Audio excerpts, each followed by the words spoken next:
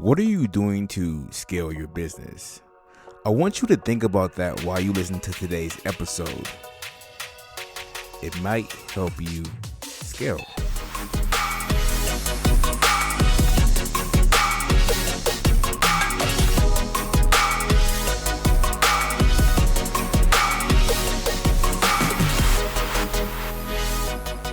Welcome to Blair Radio, where every brand can be heard. Now, the voice behind the mic, James Shannon. Hey, welcome to episode 11 of the Blair Radio podcast. I am James Shannon, and today is going to be a good one. If you have a virtual assistant or a VA for short, or maybe you're thinking about getting one, you might want to listen to today's guest and hear what she has to say. A VA may not be necessary quite yet, but VAs is just a small part of what we're going to cover today. We cover a lot in today's episode, like software or creating a process to keep things simple. One of the things that we cover is how starting a business is an evolution. And in this very episode, you hear me admit that I've been doing things wrong for a very long time, and I'm still learning how to grow and evolve to get to where I know I can get to. So I want you guys to listen closely and take a lot of notes because, like I said, we cover a lot today. Are you ready? All right, well, here you go. From scalespark.co, today's guest has started and ran 4 different businesses, so you might want to pay attention. She is also the host of the Break the Ceiling podcast, one of the only 2 business podcasts that I listen to. I am honored to welcome Susan Bowles to the Blair Radio podcast. Welcome, Susan. Hey, thanks for having me. I'm excited to be here. I'm excited to have you. First, I wanted to ask, growing up, what is it that you wanted to be, or what is it that you wanted to do, and how did that lead you to ScaleSpark? In no way did it lead me to ScaleSpark. Let's see. So growing up, for most of my childhood, I wanted to be a lawyer. And then in high school, decided I wanted to be an astronaut. So I joined the Air Force, which I suppose did in a very, very roundabout way lead me to ScaleSpark, but because I met my husband and then ended up on this kind of journey. He was active duty Air Force, and so I ended up following him kind of everywhere and picking up different opportunities kind of as they came, and that variety of opportunities, I guess, is probably what led me to ScaleSpark, but it is a very long path to get there. Well, first, I want to thank you both for your service. I definitely appreciate that. That's great. Thank you. And I do want to talk more about ScaleSpark in a moment, but right now I want to talk about virtual assistants. On your website, you say that your philosophy is that there are better ways to run your company than finding more people to hire. But my question to you is, if I need help with, let's say, emailing, bookkeeping, appointment setting, social media, lead generation, or whatever, does it not make sense to hire someone to manage those issues so that I can focus more on the tasks that I do well? Sometimes. I think it really depends on the specific thing that you're hiring for. And oftentimes, we get told a lot that a VA is the logical first person to hire. But often what happens with business owners is they hire a VA because somebody said, hey, hire a VA. That's the first thing you should do. But a lot of the times we don't have established processes. We don't have the checklists and the established things to hand to a VA to execute that process. So with a lot of your examples, there are probably better folks to handle those sorts of things. So, a bookkeeper is a good person to hire, but that's not necessarily the same as a VA. Likewise, social media, maybe it's a better idea to work with a social media consultant, or really my philosophy is sure, hire, but I always want to hire somebody who's going to be an expert at that thing, because you can move a lot further faster taking advantage of somebody who that's the thing that they do. And so often, a VA, there are times to hire a VA, but a lot of the times, especially with smaller, newer companies, hiring a VA can actually end up putting more work on your plate because you have to train them. You have to get what's in your head out into their head if you're expecting them to execute your business the way that you want it to be executed. So that's not to say that there's never a good time to hire a VA, but also that there are a lot of other ways that you could go about accomplishing the same task. And a lot of the times, I think a VA can sometimes be a kind of the emergency parachute cord when we get overwhelmed as business owners. And it's I'm desperate, I'm so overwhelmed, there's so much to do. But sometimes the VA isn't necessarily the best person to help get rid of that overwhelmed feeling. I definitely understand that. I remember when I started getting more and more clients, at first I didn't have a CRM. So I went and I got HubSpot, and I told myself, well, I'm dealing with so much. I need somebody that can handle my social media and handle HubSpot. I actually brought somebody on, but I had to teach her HubSpot. I had to teach her how to enter the data, what schedule to follow, and the list just goes on and on and on. And I didn't want to continue to create all this different documentation to teach people how to how to run the things that I needed ran. So I definitely get that, but I still want to know when, if ever, does it make sense to hire a VA? So to me, it makes sense to hire a VA if it's something that that is really hard to automate.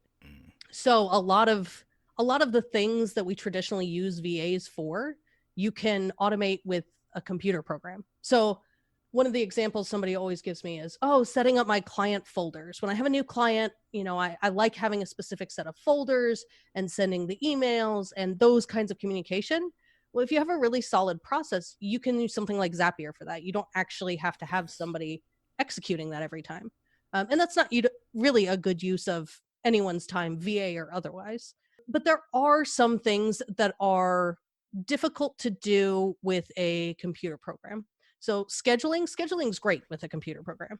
Calendly and Acuity, like that's what they're there for. And they make scheduling so much easier. Yes. So sometimes, it's actually harder to go back and forth with someone's assistant to get stuff scheduled than just saying, hey, somebody send somebody a link and let's just pick times. I'm also a huge fan because I'm awful at the time zone conversion. No matter what I do, I inevitably go the wrong direction. But there are instances where, we have like a really good example is if you're somebody with a pretty big audience and you get a ton of like incoming emails, sometimes a VA is great for helping you manage all of those communications and act as a filter for you, more in kind of an executive assistant role than what we would typically think of as a generalist VA. Is a really good example of something that one is really difficult to automate because you need a human. You need somebody to read the email, figure out what needs to happen, figure out if it's something that requires your attention, and then bring you in or respond as necessary. And that's not something that computers are necessarily great at yet.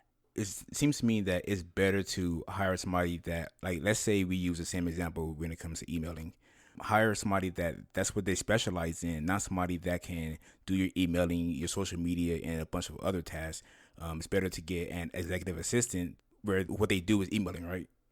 Yeah, in my opinion, and based off of my experience both with my businesses and with my clients' businesses, is you can get a lot of really good value out of working with somebody that specializes in only the thing that you're trying to do. The one thing, if that's what they do all day, every day, they're going to be so good at it, so much better than you could get, or, yourself, if you're trying to handle everything, or a generalist kind of person who handles all of your stuff. When you do one thing all day, every day, you just get so much better at it. And when you hire those kinds of people, then you get to take advantage of their expertise. And basically you can build a team of, the people that are experts in their field, and that's your team. And where would you advise somebody to go to find their VA or find somebody for their team? So for me, I always love tapping into my network. So especially in online businesses, there are so many great online communities that you can participate in. You can join relatively easy, and they are a great resource to get references. I always love hiring people that I know people have worked with, that they know that they're top of their game. And that's where I always go, is other business owners that I know. If I have a position that I'm looking to hire, I see, hey, do you know anybody who does this thing? And who do you think I should hire? If I have a friend, say I'm trying to hire a copywriter, Right. and I have a few friends that either used to do copywriting or more in that field, I'll say, hey, here's the project I'm looking to hire for. Who do you think I should talk to? And that's a great source to get really top quality folks, I think. So speaking of your businesses, I want to move into talking about ScaleSpark. I know you offer 2 services. Can you tell us what they are and how your clients can benefit from them? Sure. So the main way that I work with people is kind of on a retainer. So I'm a virtual CFO and systems advisor, primarily for agencies, consultants, service businesses, those kinds of folks. And the way that we work together is we start off doing basically an analysis of what kinds of foundational systems do you have in your business. And that includes financial systems, but also software systems and those processes that we talked about, and your team. And do you have the right players in the right positions? Because that's a really important part of being able to scale your business. So what we do is we start off looking for opportunities to create that really solid foundation to grow from. Because basically, if you grow on a not particularly solid foundation, you'll find that you end up, working a ton of hours or just being afraid to sell because you're not quite sure if you'll have the capacity to deliver. So any ongoing client starts with that. And we really try and figure out what are the foundations that we need to set in place. And then we move into kind of a monthly engagement where I'm handling the bookkeeping and the software. We're implementing those systems, we're refining your processes to make sure that you're running a really efficient business that has the capacity to scale. So that's how I work with most folks, is as their virtual CFO. So I'm an kind of integrated member of their team, business advisor, sounding board, all of those things, making sure that their business is, that they're able to use data to make decisions about how to grow the business, but also that the back end, the foundational systems can handle that growth. And the other way that I work with folks is in workflow intensives. So that's basically a one-day project where we decide what we're going to work on and execute it in a day. And oftentimes that's system configurations, or we'll delve into specific financial issues. Sometimes we'll look at specifically processes. So something like client onboarding, defining, automating, figuring out what that looks like, and then actually putting it into place. And what would you say is like the area where most people struggle with the most when starting their business? Ooh. Probably mindset. Yes. I mean, 4 businesses in, there's still stuff that I go through. It's just every business is an evolution. And I think depending on the time of your business, how long your business has been around, at the beginning, you're kind of experimenting. You're trying to figure out, what is your business? What's it about? Who do you work with? What kinds of services do you offer? And I think that can be really mentally difficult to get through that first slog. And in my experience, that slog lasts about 3 years. Like the first 3 years of any business, that's what it looks like for just about everybody. And I think what was interesting for me starting ScaleSpark versus my other businesses, so my other businesses were actual physical businesses. So I owned a guest ranch and a retail running store. Like they were actual things that you can say, oh, well, I have a guest ranch, I have a running store. But that's not true when you have an online business, particularly a service one. Right. Like you have to define what it is for people. And that was a real challenge for me starting this business compared to the others, because I had to decide that. And it was a lot more about me. And so I think there is an aspect of online business that makes that a little bit more complicated. Everybody that I've talked to, that first 3 years of an online business just looks like that, of just constantly redefining and figuring out how you're talking to people about it and what you're saying about what you do. I agree. Almost every person that I talk to, like you said, in the first 3 years, they go through a ton of changes, and sometimes they have a real hard time trying to figure out where they're going to end up. So would somebody in those first 3 years be able to benefit from any of the services that you offer? Oh, sure. Absolutely. So a lot of what I do with clients is making sure that you, one, have those foundations, which are pretty universal. We're talking about accounting systems and project management tools and how you're going to get contracts and payments and how you're going to package your services. Like those are all really foundational kinds of things. Now, a lot of what the work that I do with clients is with more established folks, but that's not to say that you couldn't benefit from the same services. But there's also a lot that you can do on your own before you get to somebody like me. So making sure that your bookkeeping is up to date allows you to have good financial data to decide what direction to grow.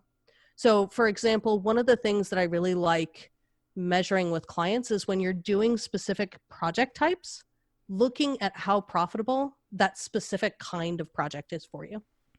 So if you are tracking, your time and your costs that go into a specific project type, you can look at that after you've done a few projects and compare it to other projects that you're doing or other kinds of projects and see which one's more profitable. And maybe the ones that are more profitable, it's better to kind of double down on those and start selling more of those kinds of projects and maybe selling less of the ones that are less profitable.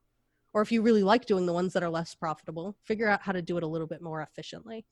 This is just kind of one example of the kinds of things that I'm talking to my clients about, but that's not necessarily to say that you couldn't benefit from the same kind of information at the beginning. Because really, the more data that you can collect, the more you can learn, the faster you're going to get through that kind of experimentation phase. The more you try, the faster you get through that. Right. All right. So I know we touched a little bit on software, and that is one of my favorite topics. And I read that you have an encyclopedia of SaaS tools in your brain.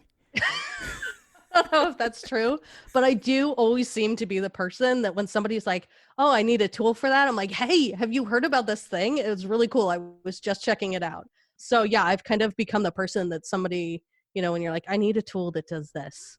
I'm usually the person that people are hitting up to try and find that. I know that you can't just pick any software based off of the features that they have. And then if you have a bunch of different tools, you want to make sure that they work together. And I have a bad habit of getting software just because it does something that another tool doesn't have. And then I end up having two tools that do similar functions. Is that a common mistake that you see a lot of people have?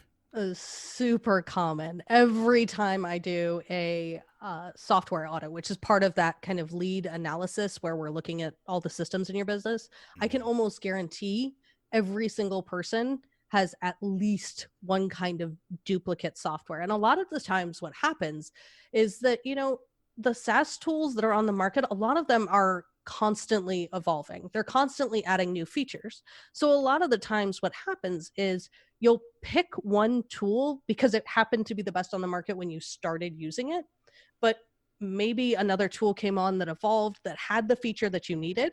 And instead of realizing that you had something that already did that thing, because most people are not like me getting 42 email notices about every time they add a feature to a SaaS tool. You don't realize that the tool you already have actually probably does that thing. Or maybe there's a third tool that includes all of those features that you can switch to. And so it's really important to look at all the software you have kind of in an ecosystem. But I also recommend that everybody kind of does a software audit about once a year, just to make sure that you have the tools that are right for your business at the time. The tools that we pick at the very beginning of our business are often not the tools that will help us grow. There's kind of a general rule that every time you grow by a third, that a lot of the times your systems need to switch to keep up with that. That's a little dated because a lot of the tools that are on the market now are very scalable. But when your team grows from 1 to 3 people, you need systems in a way that you didn't when you hired just one person. Right. And similarly, when you go from 3 to 5, that's a whole other kind of communication structure that you need to have in place.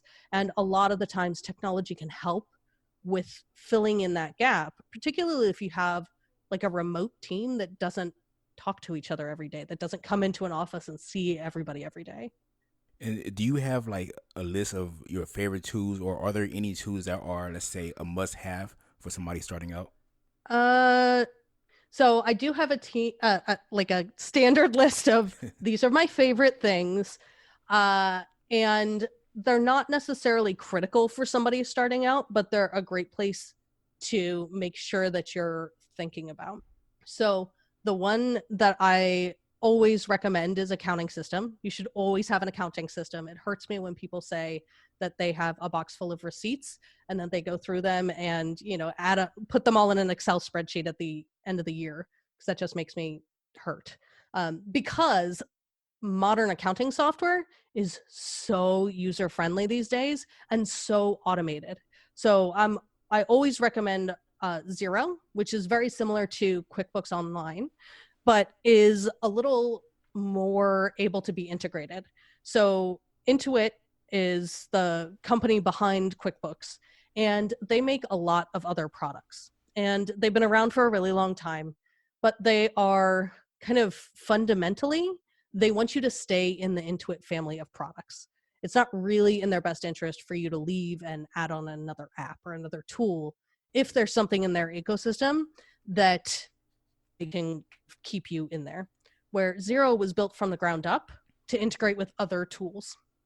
So most of the time when you're integrating Xero into, say, your invoicing software or your project management tool, the connections tend to be a little bit more robust. You can shuffle data back and forth, more data back and forth between your tools. So Xero, I love. I also find that business owners versus accountants tend to be able to use Xero a little bit better. It's less intimidating. It has like normal speak. So like, bills to pay instead of accounts payable.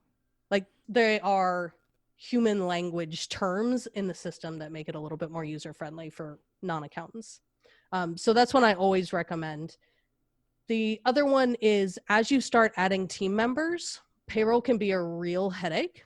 And so I always recommend Gusto, which is a fabulous user-friendly tool that allows you to pay both W-2 employees, but also if you have US-based contractors that tend to work with you, Gusto is a great tool that allows you to pay them regularly, but will also do all the 1099 tax stuff at the end of the year for you, which is a great time saver.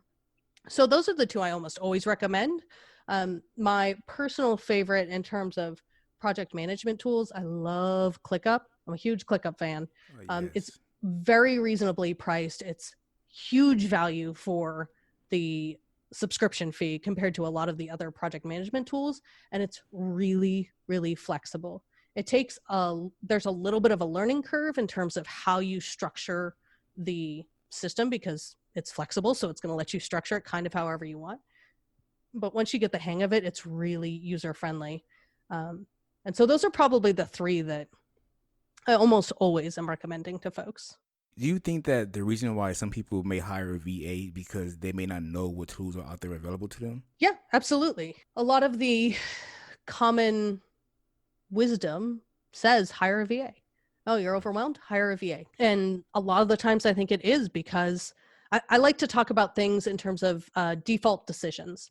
So default decisions are kind of the decisions we make at the beginning of our business that we may not realize we're making a decision about.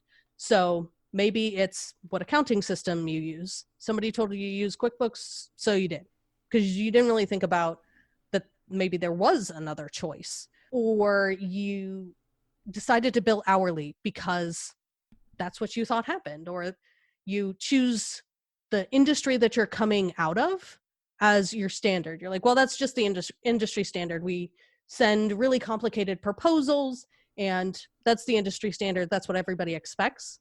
And I think it's difficult sometimes to recognize that we're making choices about how our business is structured when we don't realize there are other solutions out there.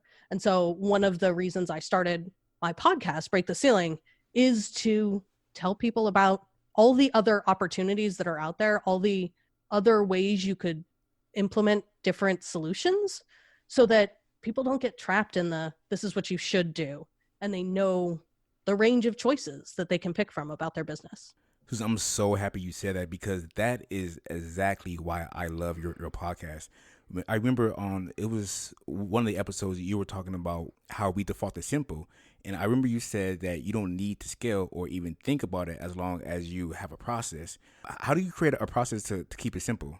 So the way that this usually ends up working is me asking why. So when clients come to me, usually it's with this, hey, we have this really complicated process. We need to make it more automated or more streamlined or, more efficient. And usually my question is, why is the process this way? What's the business case? Like, what value are you getting out of that? Because oftentimes the choices that we've made, if you make a different choice at the beginning of the workflow, it completely solves that whole efficiency problem because you can completely eliminate it. So a great example of this is thinking about billing hourly. So if you think about the workflow that goes into your time and materials, your hourly type billing, it's really long. And that sounds weird, but first you have to track your time, and you have to track your time against your project, and you have to track your materials. And then you have to have a process through which you basically take that information and turn it into an invoice. And you have to have a way to send the invoice to your client. And then you have to have a way for them to pay you. And if they don't pay you, you have to go chase them down and ask them for their money. That's a really long workflow that requires complicated systems and or people to do that, and can be really time intensive. Whereas if you make a different choice, say you package your service and you take payment up front, or you bill your retainer up front at the beginning of the month, the workflow pretty much looks like send them the invoice and the contract, they pay you, and that's it. Like, that's the whole workflow. you go do the work and that's it. So making a different choice at the beginning of the workflow often just eliminates the problem altogether. And it's much easier to make a different decision at the beginning and eliminate a workflow than to try and make something that's inherently complex more efficient. So usually I'm asking, why are we doing it this way? Like, is there a real reason? And oftentimes the reason is, I don't know, or that's just the way we've always done it. And so asking why is like the most powerful tool at my disposal. Yes, that is so true, man. I eliminated my workflow. It made everything so easier, less stressful. I know you had Pia Silva on your show, and I was listening to that show, and I was like, know what? I'm doing everything wrong. And I was like, that's not the point. We're not trying to make you feel like you're doing everything wrong. But it's like there is a better way. Instead of doing the way that I've been told to do it, for so many years, where has Break the Ceiling been all my life? And that is the reason why I subscribed. I'm telling you, it has changed my life. So I thank you. And that's why I'm honored that you're here today, because thank you. Your podcast is amazing. Thank you. I appreciate that. All right. So all good stuff. And I kind of want to be selfish and take advantage of having you here right now. And I just want to know, what else? Is there anything else that we need to cover, that we need to talk about? I think if there's any kind of advice I could give to people that are starting a business, is that it's an evolution, and it's always going to be an evolution. And there's this cycle that I have found where sometimes it seems to be about once a year, you go through this period where you're like, I don't know what I'm doing. I don't know why I'm doing this. Everything feels broken. And if you can hang on a couple of weeks, like that phase goes away. It's a season, but it happens repeatedly in your business. And sometimes you just kind of need to push through it and be patient with yourself and be patient with your business, and recognize that you will get through that. Because that was one of the things that was hardest for me, that I just kept feeling like oftentimes we were pushing something and it was about to pay off, and you knew it was going to come, but you were just in this hole of doubt. Like, there is the pit of despair, I think is what the software industry calls it. And you just got to be patient and get through it, because it'll go away. It'll come back around, but it's a season. That is great. And before we wrap, I was told to ask you, how much does a town cost to buy? So this is a funny story that when my husband and I decided to buy our guest ranch, the way that happened is that my brother was in Steamboat and we were talking and he was like, oh, there's a town for sale up north. There's a town called Columbine. It's a historic mining town. And it was for sale. It was like $1.1 million. And my friend happened to be a realtor. And I was like, hey, if I buy you a 6-pack, like, will you take us out to see this town? Like, I really want to see what a town for sale costs. Like, I just want to buy a town. And so we went up and we looked at the guest ranch and we made an offer, and it ended up not working out on that one. We ended up buying a different guest ranch. But yeah, a town costs about $1 million. I think that town specifically ended up selling for about 800 after a while. Like, we offered them 1.1, they turned us down, and then like 2 years later it finally sold. There's not a lot of people in the market for historic mining towns with 12 cabins falling down on the Wyoming border. Like, right. It's literally at the end of the road on the border of Wyoming. But it was a kind of a fluke thing that led us down the path of having this amazing guest ranch, and which led us down the path to having a running store, which led me down the path to ScaleSpark. So it was the random fluke that kind of led the way. Everything happens for a reason. I love that. It does. All right, Susan, again, thank you so very much for coming onto the show today. If people wanted to learn more about you, where can they go? They can head to the website, which is scalespark.co, or hit me up on Twitter. I love talking to folks. So Twitter or Instagram is @TheSusanBowles. And obviously head to Break the Ceiling and give us a listen and let me know what you think. Wow, what an amazing learning experience that was with Susan Bowles from scalespark.co. We learned so much. We learned about when you should hire a VA, what systems to use, defaulting to simple, automating your workflow, and just a whole lot more. All of the resources and links mentioned on this episode can be found at theblairgroup.com/EP11. This is definitely an episode that has some replay value, and doing it, I felt like I was a student more than anything else. I was just soaking in everything. It felt like I was listening to another episode of one of my favorite podcasts, Break the Ceiling. If you want to hear more from Susan, check out her podcast, Break the Ceiling. I actually subscribe to it, and I have made so many changes to my business, all because of the information that I got from Susan and her awesome guests. Also, visit her website, scalespark.co, not .com, to learn more about how you can scale your business. Plus, the site looks amazing. And if it isn't already obvious, I am a fan. And Susan, if you are listening, I want to thank you again for being on the Blair Radio podcast. And I want to thank all of you for tuning in every single week.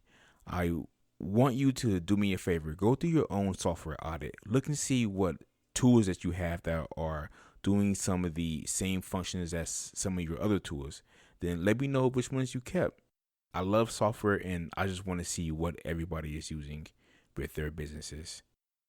Once again, thank you so very much, and go out into the online world and do whatever you can to be heard. Hey everybody, James Shannon here. I was just thinking about something.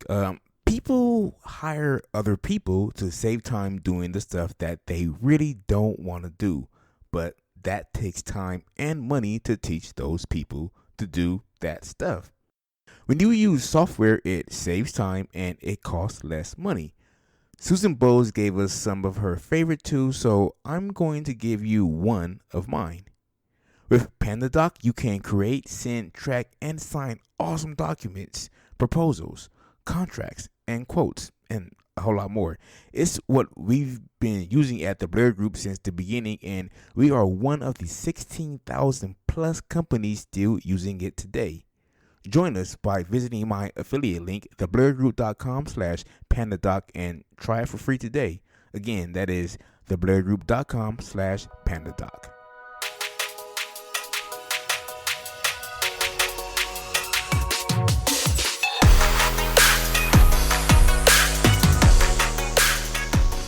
Thanks for listening to Blair Radio, where we turn your online whispers into screams. Learn more at theblairgroup.com. Until next time, be heard.